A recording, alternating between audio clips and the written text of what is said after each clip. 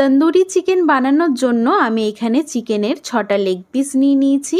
সব লেগ পিসগুলো এভাবে চিড়ে নেওয়া হয়ে গেলে মাংসটা ম্যারিনেট করে নেব। তার জন্য এখানে দিয়ে দিচ্ছি একটা গোটা পাতিলেবুর রস, আর দিয়ে দিচ্ছি হাফ চামচ নুন, 1 চামচ আদা রসুন ও কাঁচা লঙ্কা বাটা। এইবারে সব কিছুর সাথে মাংসটাকে খুব ভালো করে ম্যারিনেট করে নেব।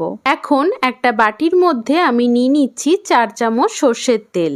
এর মধ্যে দিয়ে দিচ্ছি 2 চামচ কাশ্মীরি লঙ্কার গুঁড়ো। এইবারে এর মধ্যে দিয়ে দিচ্ছি জল ঝরানো টক দই, হাফ চামচ হলুদ গুঁড়ো, 1 চামচ জিরে গুঁড়ো, 1 চামচ ধনে গুঁড়ো, 1 চামচ তন্দুরি মশলা, হাফ চামচ গরম মশলা, হাফ চামচ চাট মশলা, হাফ চামচ গোলমরিচ গুঁড়ো, 1 চামচ কসুরি মেথি, হাফ চামচ বিট নুন আর হাফ চামচ রেগুলার নুন।